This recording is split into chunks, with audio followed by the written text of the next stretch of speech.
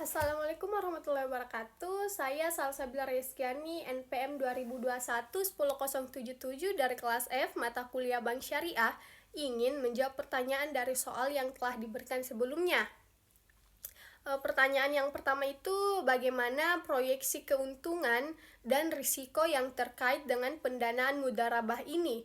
Apa implikasi dari keterlambatan proyek terhadap keuangan bank dan perusahaan berkembang? Jawabannya itu dari sudut pandang keuangan, proyeksi keuntungan dan risiko yang terkait dengan pendanaan mudharabah. Dari sisi keuntungan, bagi pihak bank, jika proyek berhasil, bank dapat memperoleh bagian dari keuntungan berdasarkan nisabah yang disepakati. Bagi pengembang bisa mendapatkan pendanaan tanpa kewajiban mengembalikan pokok dan bunga, tetapi berbagi keuntungan dengan bank. Risiko yang dihadapi itu dari pihak bank, risiko kerugian karena bank hanya mendapatkan kembali modal jika proyek untung.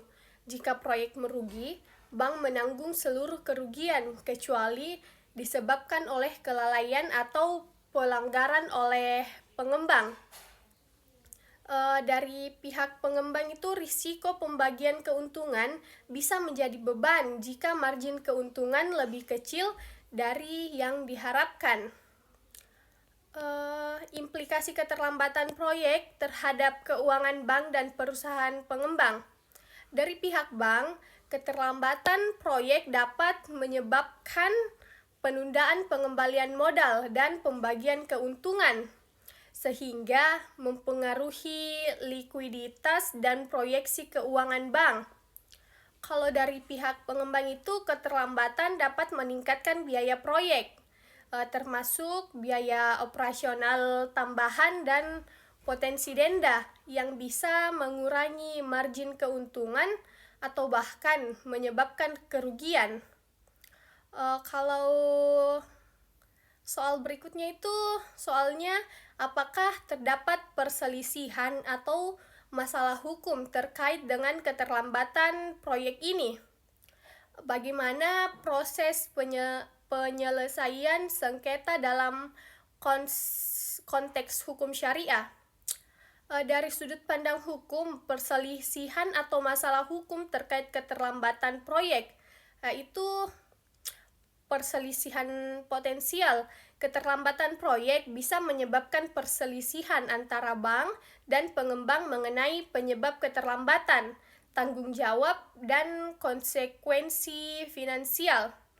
Kalau masalah hukum, keterlambatan bisa melanggar ketentuan kontrak mudharabah jika tidak ada klausul yang mengatur penundaan proyek dan konsekuensinya. Proses penyelesaian sengketa dalam konteks hukum syariah yaitu tahap mediasi atau penyelesaian sengketa dimulai dengan mediasi antara pihak-pihak yang terlibat untuk mencapai kesepakatan yang adil. Yang selanjutnya itu arbitrase syariah.